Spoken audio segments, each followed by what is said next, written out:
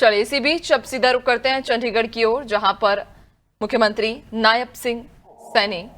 बड़ी दिक्कतें आती हैं महाराज, अध्यक्ष जी महाराज, इनको मालूम नहीं है इन बातों का। ये लोग अभी विरोध करके चले गए, सुनने की भी इनके अंदर कैपेसिटी नहीं है। मैं तो ये बात कह रहा हूं कि अध्यक्ष जी, ये लोग आज यहां से उठ करके गए हैं, आने वाले समय में 2029 के चुनाव के अंदर ये यहाँ बैठने लायक भी नहीं रहेंगे।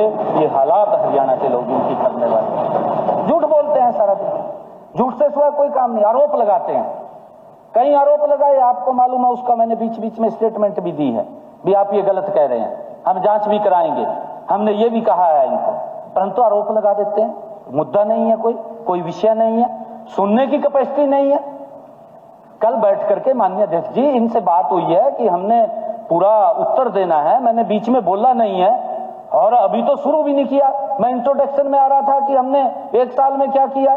अगर आदरणीय महामहिम राज्यपाल जी महोदय ने अपना ये विषय रखा है तो उस विषय के ऊपर मेरा बताना और बोलना, उनका धन्यवाद करना मेरी जिम्मेवारी है कि महामहिम राज्यपाल महोदय ने हमारे महान सदन को आकर के बहुत महत्वपूर्ण जानकारियां दी हैं, उसके बारे में उनका धन्यवाद करना हमारा फर्ज है। परंतु सुनने की इनकी कैपेसिटी नहीं है माननीय अध्यक्ष जी। कैसे ये बड़े डिमोरलाइज हो पड़े हैं, इतना ज्यादा ये कांग्रेस के लोग। माननीय अध्यक्ष जी, मुझे ध्यान में है, मैं अभी उसकी चर्चा आगे करूंगा। मैं अभी अपने जो हमने काम किए हैं उसके बारे में चर्चा कर रहा हूं।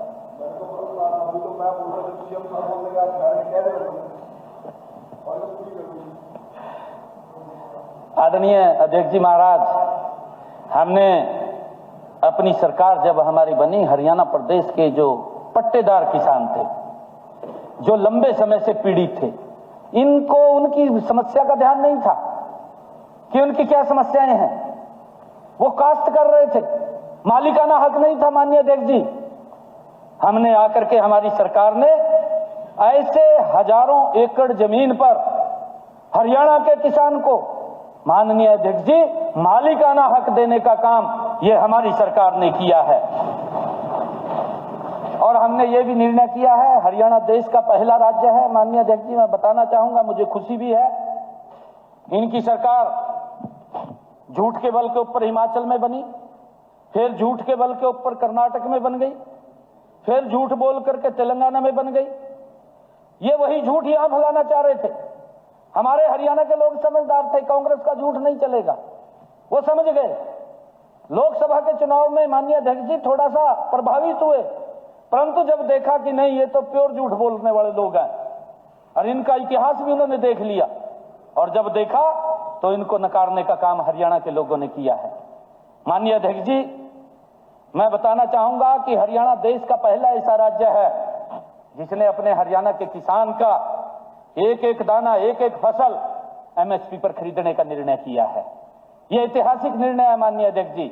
देश के अंदर कोई राज्य और अपने किसान की 100% फसल एमएसपी पर नहीं खरीद रहा। यह हरियाणा प्रदेश है जो अपने किसान की 100% फसल एमएसपी पर खरीदने का काम कर रहा है। माननीय अध्यक्ष जी, इन्होंने इस बात का भी सदन के अंदर उठाया कि आपने अपने संकल्प पत्र में कहा था कि 500 रुपए का गैस का सिलेंडर देंगे, दिया नहीं है। मैं इनकी बात करता हूं कि अपने गिरेबा में मैंने कहा है कि आप भी झांक करके देख लें, हमारी झूठ के बल के ऊपर जहां जहां सरकारें आई है उन्होंने क्या बोला था वो भी देख लें। परंतु माननीय अध्यक्ष जी, मैं आपको बताना चाहता हूं कि हमने माताओं बहनों के लिए, जिन परिवारों